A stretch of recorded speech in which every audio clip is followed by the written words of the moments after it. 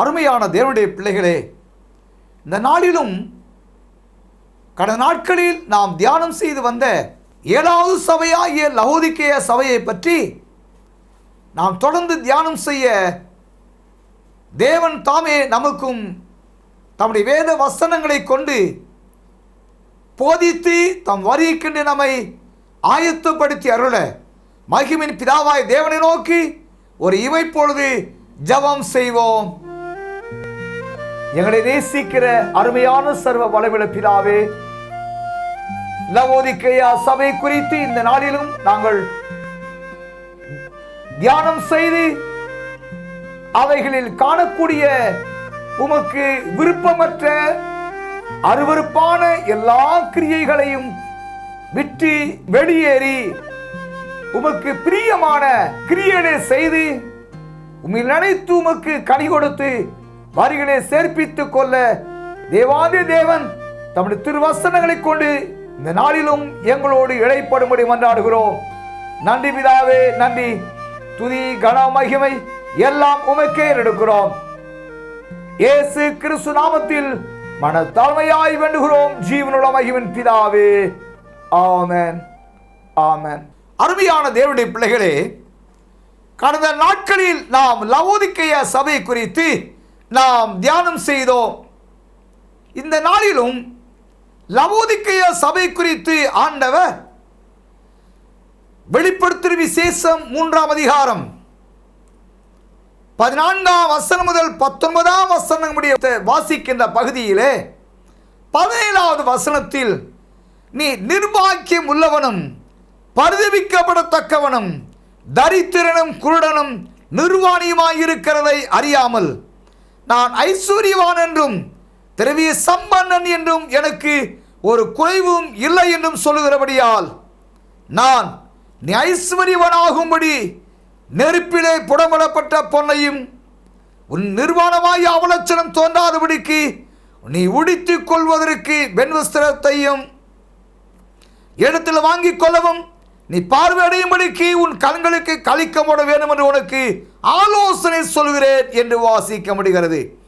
அருமையான தேவனுடைய பிள்ளைகளே, இந்த லவோதிக்கேயா சபையின் ஆவிக்குரிய தன்மையானது முற்றுமுடிய உலகத்தை சார்ந்த தன்மையாக இருப்பதாக நாம் அறிய முடிகிறது. நாம் கடந்த நாட்களிலே தியானம் செய்தபடி இந்த லவோதிக்கேயா சபையின் நிலை முற்றிலுமாக ஆவிக்குரிய நிலையை இழந்து வியாபாரம், உலக மேன்மை, அனித்தியமானவர்களை குறித்த நம்பிக்கை இவைகளை சார்ந்திருந்ததை தவிர ஆவிக்குரிய மேன்மையான நிலையை அடைந்த சபையா இல்லாதபடியினால் ஆண்டவர் உன் கிரியைகளை அறிந்திருக்கிறேன் என்று சொல்லி அந்த சபையில் உண்டாகியிருந்த அத்துணை ஆண்டவருக்கு அருவருப்பான கிரியைகளை விட்டு வெளியேறி ஆண்டவர் எதிர்பார்க்கின்ற ஆவிக்குரிய நிலையை அடைந்து கொள்ள ஆலோசனையாக வெளிப்படுத்தல் 3ஆம் அதிகாரம் 18வது வசனத்தில் நான் வாசிக்க முடிகிறது. நான் நீ ஐஸ்வர்யவனாகும்படிக்கு நெருப்பிலே புடமிடப்பட்ட பொன்னையும் உன் நிர்வாணமாகிய அவலட்சணம் தோன்றாதபடிக்கு நீ உடித்துக் கொள்வதற்கு வெண்வஸ்திரங்களையும் என்னிடத்தில் வாங்கிக் கொள்ளவும் நீ பார்வை அடையும்படிக்கு உன் கண்களுக்கு கழிக்க போட வேண்டும் என்று உனக்கு ஆலோசனை சொல்கிறேன் என்று ஆண்டவர் ஆலோசனை கொடுக்கிறார். அருமையான தேவனுடைய பிள்ளைகளே, ஒருவேளை லவோதிக்கேயா சபையை போல ஆண்டவரை ஏற்றுக்கொண்ட வாழ்க்கை இருந்தாலும் இம்மைக்குரிய ஐஸ்வர்யங்களை நாடி இந்த உலகத்தில் கல்வி, மேன்மை, பெருமை என்ற நிலைக்குட்பட்ட வாழ்க்கை ஒருவேளை நம்முடைய வாழ்க்கையிலே காணப்படுமானால் அவை அனைத்தும் ஆண்டவரால் வாந்தி பண்ணி போடக்கூடிய நிலை என்றே ஆவியானவர் அறிவிக்கின்றார். ஆகையினால் அவைகளில் இருந்து நாம் முற்றுமுடிய நீங்களாக்கப்பட, ஆண்டவருடைய வரிகளை நாம் சேர்த்து கொள்ளப்பட, நம்முடைய ஐஸ்வர்யவானாக்கும்படி நம்முடைய ஆவிக்குரிய நிலைகள் எல்லாம் சீயோனை சார்ந்து நம் ஐஸ்வர்யங்கள் எல்லாம் அழிவில்லாத நித்திய ராஜ்யத்திற்கு உரியவராய் இருக்கும்படி ஆண்டவர் நமக்கு ஆலோசனை கொடுக்கிறதாக அறிய முடிகிறது. மத்தேயு சுவிசேஷம் 6ஆம் அதிகாரம் 20, 21 வசனங்களை நான் வாசிக்கின்றேன். பரலோகத்திலே உங்களுக்கு பொக்கிஷங்களை சேர்த்து வையுங்கள், அங்கே பூச்சியாவது துருவாவது கெடுக்கிறதும் இல்லை, அங்கே திருடர் கண்ணமிட்டு திருடுகிறதும் இல்லை. உங்கள் பொக்கிஷம் எங்கே இருக்கிறதோ அங்கே உங்கள் இருதயம் இருக்கு. அருமையான கர்த்தருடைய பிள்ளைகளே, லவோதிக்கேயா சபையில் உண்டாயிருக்கக்கூடிய குறைபாடுகள் நீங்கும்படி ஆண்டவர் தங்களுடைய ஆவிக்குரிய ஐஸ்வரியங்களை அடைந்து கொண்ட சபையாக வரிகளை காணப்பட வேண்டும் என்றால் உங்களுடைய ஐஸ்வரியங்களை பரலோக ராஜ்யத்திலே உங்கள் பொக்கிஷங்கள் சேர்த்து வைங்கள் என்று தேவன் சொல்லுகிறார். பூமியிலே உங்களுடைய பொக்கிஷங்கள் சேர்த்து வைக்க வேண்டாம் என்று தேவன் அருளோரை ஆற்றுகின்றார். இந்த சத்தத்தை கேட்டுக்கொண்டிருக்கிற அருமையான கடவுளுடைய பிள்ளைகளே, லூக்கா சுவிசேஷம் 12ஆம் அதிகாரம் 15வது 20வது வசனங்களை நான் வாசிக்கின்றேன். அவர் அவர்களை நோக்கி, பொருளாசை குறித்து எச்சரிக்கையாயிருங்கள், ஏனெனில் ஒருவனுக்கு எவ்வளவு தரான் ஆசை இருந்தாலும் அது அவனுக்கு ஜீவன் அல்ல என்றார் என்று பார்க்கிறோம். அருமையான தேவ ஜனமே, தொடர்ந்து நாம் இந்த அதிகாரத்தை வாசிப்போமானால், ஆத்துமாவே உனக்காக அநேக வருஷங்களுக்கு அநேக பொருள்கள் சேர்த்து வைக்கப்பட்டு இருக்கிறது, நிலைப்பாரி புசித்து குடித்து பூரிப்பாயிரு என்று என் ஆத்துமாவோடு சொல்லுவேன் என்று தனக்குள்ளே சிந்தித்து சொல்லிக் கொண்டான். தேவன் அவனை நோக்கி, மதிகேடனே, ஒரு ஆத்துமா உள்ளத்திலிருந்து இந்த ராத்திரியில் எடுத்துக்கொள்ளப்படும், அப்பொழுது நீ சேகரித்தவில் யாருடையதாயிருக்கும் என்றார் என்று நாம் அறிய முடிகிறது. அருமையான கர்த்தருடைய பிள்ளைகளே, உன் ஆண்டவர் இயேசு வர மிகவும் தீவிரமாக ஆவிக்குரிய மண்டலம் காணப்படுகிறது. அவர் சந்திக்க ஆயத்தமாகின்ற தேவனுடைய பிள்ளைகள், அது திருச்சபையின் ஊழியங்கள் எல்லாம் இந்த உலகத்திலே தங்களுடைய ஆஸ்திகளையும் பொருள்களை சேர்த்து வைக்க முடியாத ஊழியங்களாக நடைப்பிக்கப்பட்டு கொண்டிருக்கின்றதா?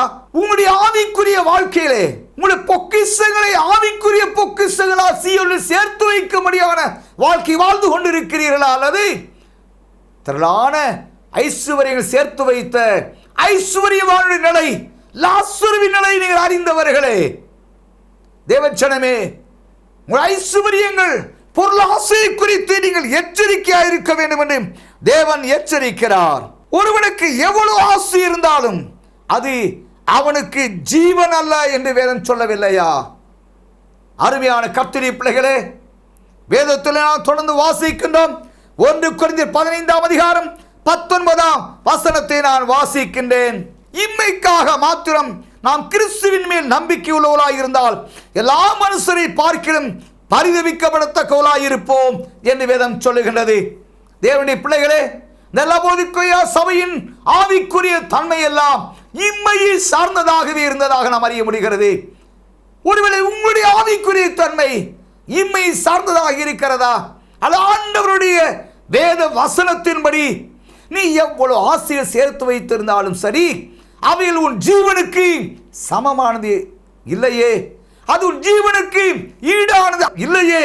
ஒரு இம்மைக்காக நாம் கிறிஸ்துவை தேடுவோமானால் எல்லாரை காற்றிலும் நாம் பரிதபிக்கக்கூடியவராக இருப்போம் அல்லவா என்று வேதம் சொல்லவில்லையா?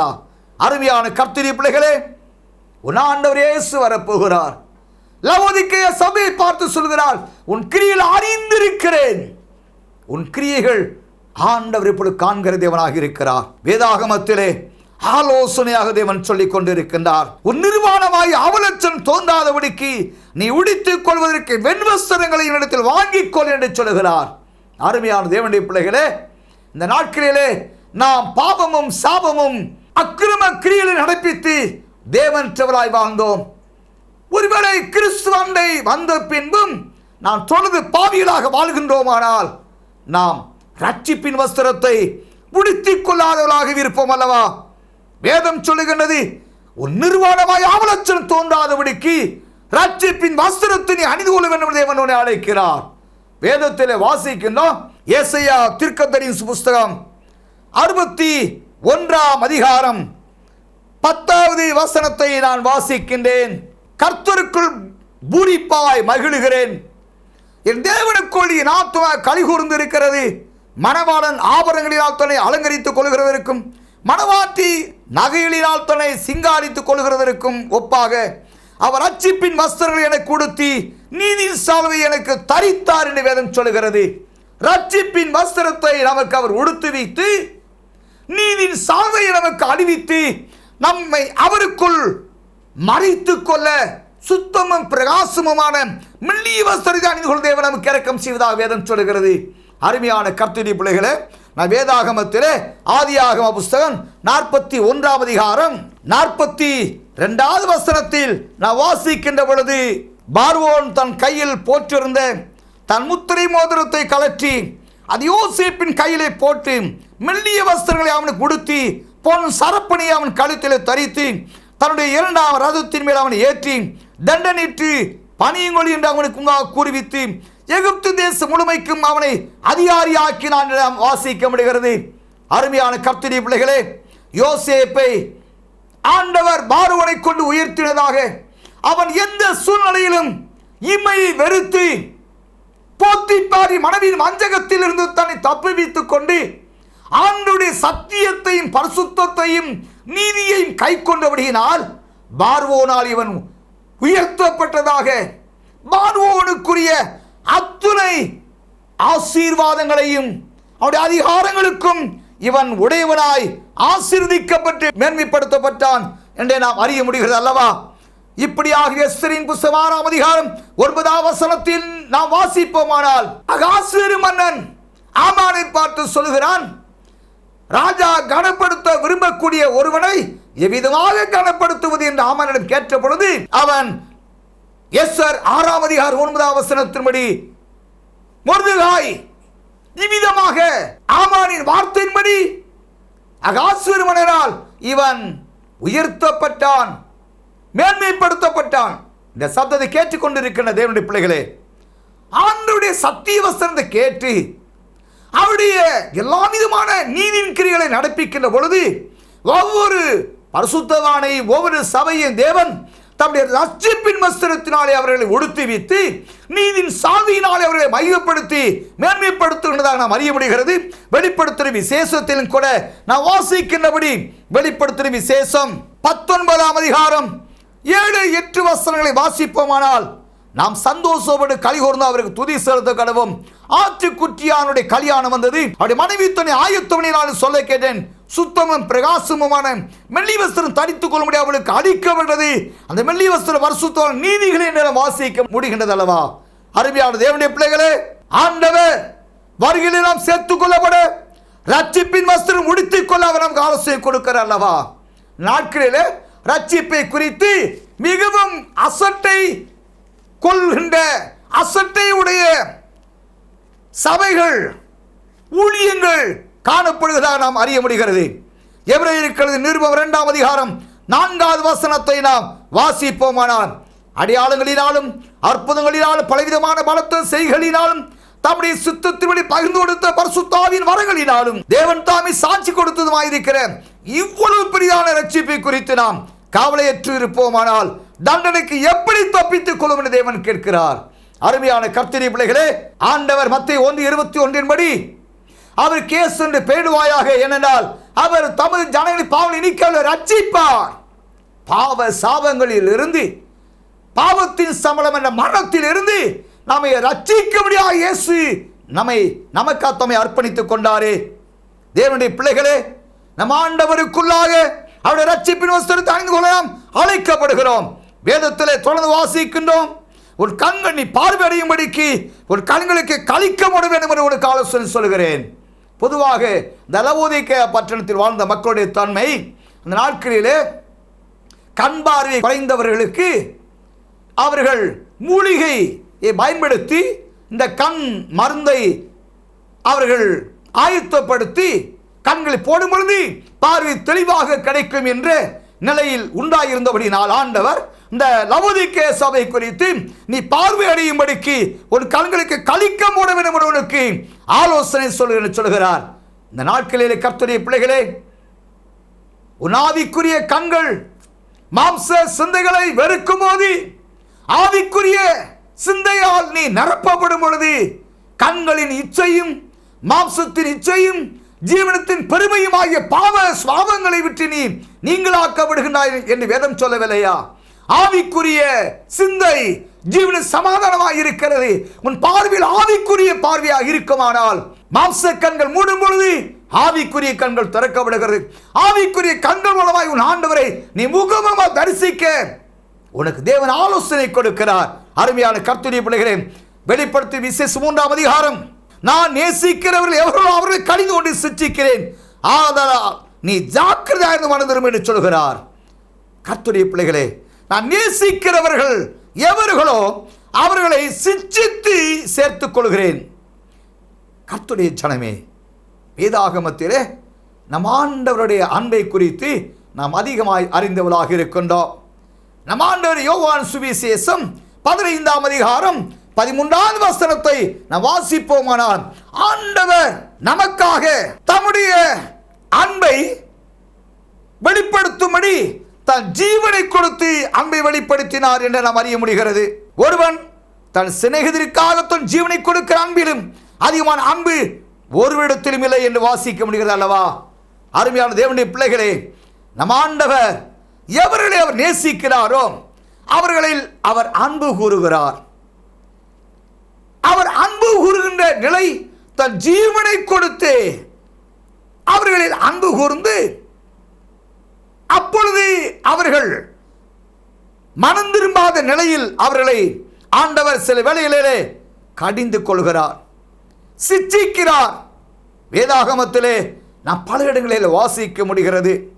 நீதிமொழியின் புஸ்தகம் 3ஆம் அதிகாரம் 11, 12 வசனங்களை நாம் வாசிப்போமானால், என் மகனே, நீ கர்த்தருடைய சிட்சையை அற்பமாக எண்ணாதே, அவர் கடிந்து கொள்ளும் பொழுது சோர்ந்து போகாதே. தகப்பன் தான் நேசிக்கிற புத்திரை சிட்சிக்கிறது போல கர்த்தரும் எவரிடத்தில் அன்பு கூறுகிறாரோ அவரை சிட்சிக்கிறார் என்று வேதம் சொல்கிறது. கர்த்தர் எவரிடத்தில் அன்பு கூறுகிறாரோ அவனை சிட்சிக்கிறார். தேவனுடைய பிள்ளைகளே, ஆண்டவர் எவரிடத்தில் அன்பு கூர்ந்து தன் ஜீவனை இலவசமாய் கொடுத்து தன் ரத்தத்தின் மூலமாய் பாவத்தை மன்னித்து தன்னோடு சேர்த்துக் கொள்ள விரும்புகின்றாரோ அந்த ஆத்துமாவை தேவன் பூர்ண பரிசுத்தம் அடைய செய்வதற்கென்று சிட்சிப்பதாகவே நாம் அறிந்து கொள்ள முடிகிறது. 1 கொரிந்தியர் 11ஆம் அதிகாரம் 32ஆம் வசனத்தில் கூட நாம் வாசிக்கின்ற பொழுது, நாம் நியாயம் தீர்க்கப்படும் போது உலகத்தோடைய ஆக்கினைக்குள்ளாக தீர்க்கப்படாதபடிக்கு கர்த்தரால் சிட்சிக்கப்படுகிறோம் என்று வாசிக்க முடிகிறது. தேவனுடைய அன்பு அவருடைய சிட்சைகள் மூலமாக உலகம் நியாய தீர்க்கப்படும் பொழுது நியாய தீர்ப்பிலிருந்து நாம் தப்பித்துக் கொள்வதற்கு அவருடைய சிட்சையானது நம்மை மீட்கின்ற சிட்சையாக அன்பாக வெளிப்படுவதாகவே நாம் அறிய முடிகிறது. எபிரேயருக்கு எழுதிய நிருபம் 12ஆம் அதிகாரம் 6 முதல் 11 வசனம் முடிய நாம் வாசிக்கின்ற பொழுது, கர்த்தர் எவனிடத்தில் அன்பு கூறுகிறாரோ அவனை அவர் சிட்சித்து தாம் சேர்த்துக் கொள்கிற எந்த மகனையும் தண்டிக்கிறார் என்று பிள்ளைகளுக்கு சொல்வது போல உங்களுக்கு சொல்லி இருக்கிற புத்திமதியை மறந்தீர்கள். நீங்கள் சிட்சையை சகிக்கிறவர்களாக இருந்தால் தேவன் உங்களை புத்திரராக நடத்துகிறார். தகப்பன் சிட்சியாத புத்திரன் உண்டோ என்று நாம் அறிய முடிகிறது. அருமையான தேவனுடைய பிள்ளைகளே, ஆண்டவராகிய நம் தேவன் இதற்கு முன்பான 6 சபைகளில் அவர் அன்பையும் பூர்ண சுத்தத்தை எதிர்பார்த்திருந்தார். ஆனால் அந்த சபைகளிலோ பூர்ணம் என்ற நிலையை அவர்கள் அடையாமற் போனார்கள். ஆனபடியால் தேவனாய் கர்த்தர் இந்த சபையிலும் அதிகமான குறைபாடுகள் இருந்தபோதும் அவர்களை சிட்சித்தாகிலும் அல்லது தண்டித்தாகிலும் அவர்களை பரிசுத்தமாக்க வேண்டும் என்று ஆண்டவர் எதிர்பார்த்து தான் சிட்சிக்கிற எந்த மனுஷனையும் எந்த பிள்ளையையும் அவர் சேர்த்துக் கொண்டு நியாய தீர்ப்புகளில் இருந்து அவர்களை தப்புவித்து தம்முடைய நித்திய மகிமையில் அவரை சேர்ப்பிக்கும்படியாக தேவன் அவர்களுக்கு இறங்கும்படியாக சிட்சையை அதற்கு அன்பாக கொடுப்பதாகவே நாம் அறிந்து கொள்ள முடிகிறது. வெளிப்படுத்தும் விசேஷம் 2ஆம் அதிகாரம் 21ஆவது வசனத்தில் கூட நாம் இவ்விதமாக நாம் வாசிக்க முடிகிறது. அவள் மனம் திரும்பும்படியாய் அவளுக்கு தவணை கொடுத்தேன், தன் வேசி மார்க்கத்தை விட்டு மனம் திரும்ப அவளுக்கு விருப்பமில்லை. ஒவ்வொரு சபையும் மனம் திரும்ப வேண்டும் என்று தேவனை எதிர்பார்க்கிறார். ஆனால் ஒவ்வொரு சபையும் ஆண்டவருடைய ஆலோசனைகளை அல்ல தட்டினபடியினால் ஆண்டவர் இந்த சபைகளை விட்டு அவர் வெளியேறி விடுகிறதாக நாம் அறிய முடிகிறது. அன்பு கூர்ந்த ஆண்டவர், தன் சரீரத்தை அடிக்கப்படும்படி ஒப்பு கொடுத்த ஆண்டவர் தம் ரத்தத்தை சிந்தி மன்னிப்பை கொடுக்க அர்ப்பணித்துக் கொண்ட ஆண்டவர் மொத்தத்திற்கு இந்த 7 சபைகளிலும் பூர்வ பரிசுத்தத்தை எதிர்பார்த்து காத்திருந்தவருக்கோ இந்த சபையில் கொடுத்த பலன் இவரை சபைக்கு புறம்பாக்கியதே என்று நாம் அறிய முடிகிறது. 20வது வசனத்தில் வாசிக்கிறோம், இதோ வாசற்படியில் நின்று தட்டுகிறேன். அருமையான கர்த்தருடைய பிள்ளைகளே, நம் ஆண்டவர் வெளிப்படுத்தி விசேஷ 2ஆம் அதிகாரம் 1ஆம் வசனத்தில் வாசிக்கின்றபடி தனது வலது கரத்தில் 7 நட்சத்திரங்களை உடையவர் 7 பொன் குத்து விளக்குகளில் நடுவே உலாவிக் கொண்டிருக்கின்றவர் சொன்னதாவது என்று வாசித்த வேதவசனத்தின்படி இப்பொழுது ஆண்டவர் சபையை விட்டே வெளியே நிற்கிறதாக வாசிக்க முடிகிறது. சபைக்குள் உலாவிக் கொண்டிருந்தவர் சபை இப்பொழுது இவரை வெளியேற்றி விட்டு இவரை வாசற்படியில் நிற்க முடியாத நிலை உருவாக்கி விட்டது. ஏன் உலகமும் கூட இவரை பகைத்தது என்றே யோவான் சுவிசேஷ 1ஆம் அதிகாரம் 10-11 வசனங்களை நாம் வாசிக்கின்ற பொழுது, அவர் உலகத்தில் இருந்தார், உலகம் அவர் மூலமாய் உண்டாயிற்று, உலகமோ அவரை அறியவில்லை, அவர் தமக்கு சொந்தமானதில் வந்தார், அவர் சொந்தமானவர்களோ அவரை ஏற்றுக்கொள்ளவில்லை என்று நாம் அறிய முடிகிறது அல்லவா? கர்த்தருடைய பிள்ளைகளே, உலக இரட்சகரை மனுக்குல மீட்பரை உலகம் ஏற்றுக்கொள்ளவில்லை, உலகம் அவரை பகைத்தது. அவர் சொந்த ஜனங்களாக அவரை ஏற்றுக்கொள்ளப்பட்டவர்கள், அவருக்கு சிருஷ்டிக்கப்பட்ட யூதர்களும் அவரை பகைத்து லூக்கா சுவிசேஷம் 23ஆம் அதிகாரம் 21ஆம் வசனத்தின்படி அவரை சிலுவையில் அறையும் என்று அவர்கள் ஆரவாரம் கூக்குலிட்டார் என்று அறிய முடிகிறது. அருமையான கர்த்தருடைய பிள்ளைகளே, ஆண்டவர் தம் ஜீவனை கொடுத்து தன் சுயரத்தத்தால் சமாதித்த சபையும் அவரை ஏற்றுக்கொள்ள மறுத்து சபைக்கு புறம்பாக்கி போட்டது என்று நாம் அறிய முடிகிறது. வெளிப்படுத்தி 3ஆம் அதிகாரம் 20வது வசனத்தின்படி, வாசற்படியில் நின்று தட்டுகிறேன், ஒருவனின் சத்தத்தை கேட்டு கதவை திறந்தான், அவனிடத்தில் நான் பிரவேசித்து அவனுடைய போஜனம் பண்ணுவேன், அவனை என்னோட போஜனம் பண்ணுவான் என்று வேதம் சொல்லவில்லையா? அருமையான தேவனுடைய பிள்ளைகளே, ஆண்டவர் 7 சபைகளில் தன் அன்பை ஊற்றி மனம் திரும்பி கனி கொடுத்து தன் வரியில் சேர்த்துக் கொள்ளப்பட வேண்டும் என்று வாசற்படியில் நின்று அவர் அழைப்பு கொடுத்து கொண்டிருக்கிறார். இதுவரைக்கும் ஒவ்வொரு சபையின் தூதனுக்கு அழைப்பை கொடுத்த ஆண்டவர் 7 சபையின் தூதர்களும் அவருடைய அழைப்பை உதாசீனப்படுத்தினபடியினால் இப்பொழுது வேதத்தில் வாசிக்கின்றபடி வெளிப்படுத்தி 3:20 ஒருவனின் சத்தத்தை கேட்டு கதையை திறந்தால் அவனிடத்தில் நான் பிரவேசித்தேன், அவனை என்னோடு என்று வேதம் சொல்லுகிறது. ஒவ்வொரு விசுவாசியையும் அவருக்கு செவி கொடுத்த தேவனுடைய சபையில் உள்ள அவருடைய விசுவாசிகள் ஒவ்வொருவராக அவர் அழைப்பு கொடுக்கிறார். தனிப்பட்ட தேவஜனத்திற்கு அவர் அழைப்பு கொடுக்கிறார். கடந்த நாட்களிலே ஆண்டவர் மிட் நைட் நேரத்தில் அடியான் ஜபத்தில் தரித்திருந்த பொழுது ஆண்டவர் நேரடியாக வந்து சொன்ன வார்த்தை இதுவே, என் வருகை சீக்கிரமாக இருக்கிறது, என்னால் தெரிந்து கொள்ளப்படும் பரிசுத்தவான்களை பூமி 4 திசையெங்கும் என் தூதர்களை அனுப்பி என் வருகை கண்டு என் ஜனங்களை கூட்டி சேர்க்க வேண்டும் என்று சொன்னார். அருமையான கர்த்தருடைய பிள்ளைகளே, 7 சபையின் தூதர்களுக்கு அழைப்பு கொடுத்தவர், 7 சபையின் தூதர்களும் சபையின் ஊழியங்களும் ஆராதனைகளும் அவரை துக்கப்படுத்தி அவரை புறமாக்கின பொழுது ஆண்டவர் சபைக்கு வெளியே வாசலில் நின்று மனம் திரும்புவதற்குரிய கனியோடு இந்த அழைப்பு கொடுக்கிறார். அருமையான கர்த்தருடைய பிள்ளைகளே, வேதாகமத்திலே நாம் பல இடங்களிலே வாசிக்கிறோம். உன்னத பாடி புத்தகம் 2ஆம் அதிகாரம் 9-10 வசனங்களில், யோவான் சுவிசேஷம் 10ஆம் அதிகாரம் 7ஆம் வசனத்திலும், லூக்கா சுவிசேஷம் 11ஆம் அதிகாரம் 9ஆம் வசனத்திலும், உன்னத பாடி புத்தகம் 5ஆம் அதிகாரம் 2ஆம் வசனத்திலும் ஆண்டவர் வாசற்படியில் நின்று அழைப்பு கொடுப்பதாக நாம் அறிய முடிகிறது. உன்னத பாடி புத்தகம் 2ஆம் அதிகாரம் 9-10 வசனங்களை நான் வாசிக்கின்றேன்.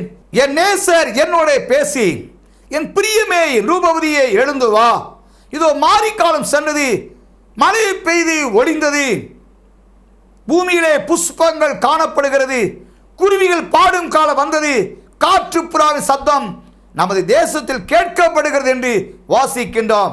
அருமையான கர்த்தருடைய பிள்ளைகளே, என் பிரியமே என் ரூபவதியே எழுந்து வா என்று என் நேசர் என்னோட பேசினதாக நாம் அறிய முடிகிறது. வேதாகமத்திலே யோவான் சுவிசேஷம் 10ஆம் அதிகாரம் 7ஆம் வசனத்தை நாம் வாசிப்போமானால், நம் ஆண்டவர் நம்மை அழைக்கின்றார். தம் வருகையில் நம்மை சேர்த்துக் கொள்ளும்படி அவர் நம்மை அழைக்கின்றதாகவே வேதாகமத்தில் நாம் வாசிக்கின்றோம். 7ஆம் வசனத்தில் மறுபடியும் அவர்களை நோக்கி, நான் நாடுகளுக்கு வாசல் என்று மெய்யாகவே மெய்யாகவே உங்களுக்கு சொல்கிறேன் என்று சொல்கிறார். அருமையான கர்த்தருடைய பிள்ளைகளே, அவருடைய வாசல் எப்பொழுதும் திறந்த வாசலாகவே இருக்கிறது. ஆனால் சபையோ அவருக்கு தன் கதவை, இருதய கதவை அடைத்து விட்டபடியினால் திறந்த வாசலில் நின்று ஆண்டவர் உன் கதவை திற என்று தட்டி கொண்டிருக்கின்றார். இந்த சத்தத்தை கேட்டுக் கொண்டிருக்கிற அருமையான தேவனுடைய பிள்ளைகளே, லூக்கா சுவிசேஷம் 11ஆம் அதிகாரம் 9ஆம் வசனத்தை கூட நாம் வாசிப்போமானால், மேலும் நான் உங்களுக்கு சொல்லுகிறதாவது, கேளுங்கள் அப்பொழுது உங்களுக்கு கொடுக்கப்படும், தேடுங்கள் அப்பொழுது கண்டடைவீர்கள், தட்டுங்கள் அப்பொழுது உங்களுக்கு திறக்கப்படும் என்று சொல்லப்படுகிறது. கர்த்தருடைய பிள்ளைகளே, நம் ஆண்டவர் இந்த வேளையிலே தட்டுங்கள் என்று அழைப்பு கொடுக்கின்றவர். அவரே வந்து நம்மளுடைய இதய கதவை திறக்கும்படி நமக்கு தட்டி கொண்டிருக்கிறார், அழைப்பு கொடுத்து கொண்டிருக்கிறார். இந்த அழைப்பின் சத்தத்தை கேட்டு அவருக்கு நம்முடைய கதவை திறந்தால் அவர் நம்மில் பிரவேசித்து நம்மோடு போஜனம் பண்ணுவதாக அவர் வாக்கு பண்ணுகிறார். ஆண்டவர் வாசல் என்று தட்டுகிற சத்தத்துக்கு செவி கொடுத்து அவரோடு ஐக்கியம் கொள்கின்ற ஒவ்வொருவருக்கும் ஆண்டவர் ஜெயத்தை கொடுப்பதாக வாக்கு பண்ணுகின்றார். 7 சபையின் வாழ்க்கையிலே ஆண்டவர் வெளிப்படுத்தி விசேஷம் 2:7 படி எபேசு சபைக்கு ஜீவ விருட்சத்தின் கனி கொடுப்பதாக வாக்கு பண்ணுகிறார். 2ஆம் சபை வெளிப்படுத்தி 2:11 படி 2ஆம் மரணத்தின் வெற்றி கொடுப்பதாக வாக்கு பண்ணுகிறார். 3ஆம் சபைக்கு மறைவான மன்னாவை கொடுப்பதாக வாக்கு பண்ணுகிறார். 4ஆம் சபைக்கு ஜாதியின் மேல் அதிகாரத்தை கொடுப்பேன் சொல்லுகிறார். 5ஆம் சபைக்கு வெண்வஸ்திரம் கொடுப்பேன் என்று சொல்லுகிறார். 6ஆம் சபைக்கு ஆலயத்தின் தூளாக்குவே அங்கிருந்தவன் ஒரு கால் நீங்குவதில்லை என்று வாக்கு பண்ணுகிறார். 7ஆம் சபைக்கு சிங்காசனத்தை கொடுப்பேன் என்று சொல்கிறார். அருமையான கர்த்தருடைய பிள்ளைகளே, தேவனுடைய அழைப்பின்படி அது சத்தத்தை செவி கொடுக்கின்ற யாவருக்கு ஜெயம் கொடுப்பதாக, சிங்காசனத்தை அமர்ந்திருக்கின்ற அவர் மடியிலே நம்மை அமர்த்தி வைப்பதாக வாக்கு பண்ணுகிறார். நான் எங்கே இருக்கிறேன் அங்கே அவர்களின் நடுக்குள்ளே இருக்கும் அருள் செய்கின்ற அழைப்பு கொடுக்கிறார். செவி கொடுப்போமா? செவி கொடுத்து பாதத்தை சத்தியத்தை உறுதியாக பற்றி கொண்டு இவர்களை காணப்பட தேவன் நமக்கு இரக்கம் செய்வாராக. தேவன் தாமே தமது வார்த்தையை ஆசீர்வதிப்பாராக. ஜெபம் செய்வோம்.